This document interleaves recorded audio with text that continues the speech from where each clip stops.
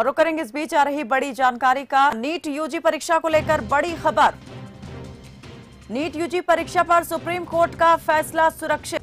दोबारा परीक्षा न्याय उचित नहीं, सुप्रीम कोर्ट का फैसला आ गया है। दोबारा परीक्षा से 24 लाख छात्रों पर असर होगा। हमें नहीं लगा कि व्यापक गड़बड़ी है। सुप्रीम कोर्ट का बड़ा फैसला, नीट यूजी परीक्षा पर सुप्रीम कोर्ट का फैसला। और इस पर ज्यादा बातचीत के लिए हमारे साथ सुप्रीम कोर्ट के वकील तनुज दीक्षित जुड़ चुके हैं। तनुज जी, जरा विस्तार से बताइए, आपसे हम समझना चाहेंगे सुप्रीम कोर्ट का ये जो फैसला है किन बिंदुओं की रोशनी में आया है और कैसे इसको अब देखा जाए। कल जब माननीय सर्वोच्च न्यायालय में जब सुनवाई हो रही थी तो वहां पर जो दलील है, सुप्रीम कोर्ट ने एक क्वेश्चन के ऊपर दो आंसर होने वाली बात पर जब सुप्रीम कोर्ट अटक गया और उन्होंने ये सोचा कि अब इसको आईआईटी दिल्ली के एक्सपर्ट्स को कमिटी बना करके उसके सही आंसर को ढूंढने आज दोपहर 12 बजे तक का समय दिया था। जब वो जवाब मिल गया तो तभी हमको कल ही ये लग गया था कि नीट जैसी एग्जाम के कैंसिल होने के चांसेस नगण्य हैं।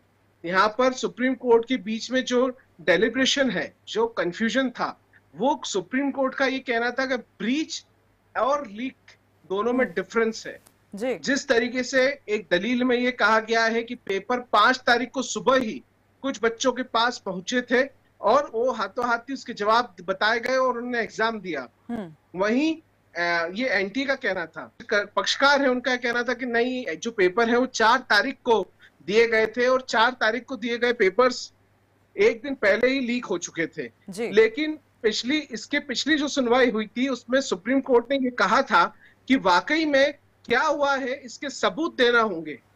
जो सबूत है वो पूर्ण तरीके से पक्षकार नहीं रख पाए।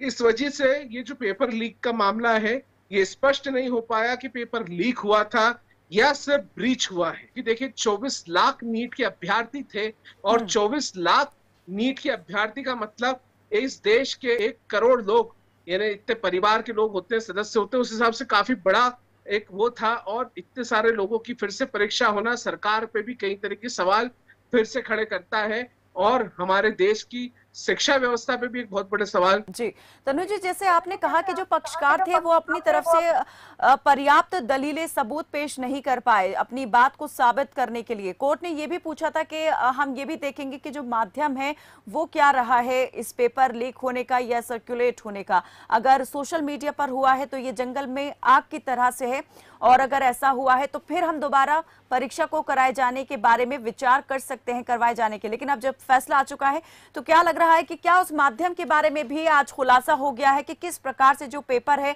वो छात्रों के बीच पहुंचा था? देखिए, बहुत बड़ी चीज ये थी कि कंफ्यूजन बहुत ज्यादा थे इस केस के अंदर। सबसे बड़ी चीज ये है, सुप्रीम कोर्ट को जो क्लियर करने की योग्य बातें थी वो क्लियर नहीं हो सकी है पेपर लीक को लेकर के। यहाँ तक कि जो सेंट्रल बैंक से पेपर बाहर आया और एसबीआई से आना था वाला मुद्दा भी जो है वो क्लियर नहीं हुआ। देखिए, देश भर में सीबीआई के द्वारा गिरफ्तारियां हुई, कई जगह पूछताछ हुई, ऐसे कई सारे सरगनाओं को पकड़ने की कोशिश की गई।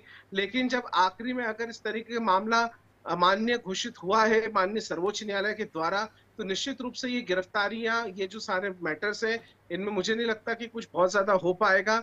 और जो इस तरीके की घटनाएं हैं आने वाली परीक्षाओं के लिए सूचित करती है कि किस तरीके से विद्यार्थियों को अपने भविष्य के लिए और सडर होना पड़ेगा। तो तनुज जी, क्या माना जाए कि इस फैसले के बाद जो है जो मामला इतना ज्यादा तूल पकड़ रहा था वो शांत हो जाएगा? देखिए, इसमें तरीके के विद्यार्थी थे।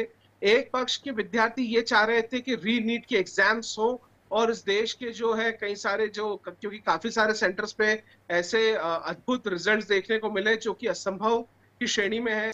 हाईएस्ट मार्किंग होती है जो कभी 1 या 2 बच्चों की आती थी, इस बार 68 से ज्यादा स्टूडेंट्स ने मार्क्स टॉप एंड मार्क्स पाए थे। तो ये बहुत बड़े सवाल क्रिएट करता है इस तरीके की परीक्षाओं पर। साथ में एक बहुत बड़ा पक्ष ऐसा भी था कि अगर री नीट की एग्जाम होती है तो हम कैसे फिर से तैयारी करेंगे, कैसे हम उस एग्जाम को अटेम्प्ट करेंगे। तो उनका पक्ष यही था कि सरकार कोई डिसीजन देते और री नीट की एग्जाम ना हो। एजेंसी से कोई चीज लीक हुई इसका कोई स्पष्ट प्रूफ नहीं मिला है किसी चीज से।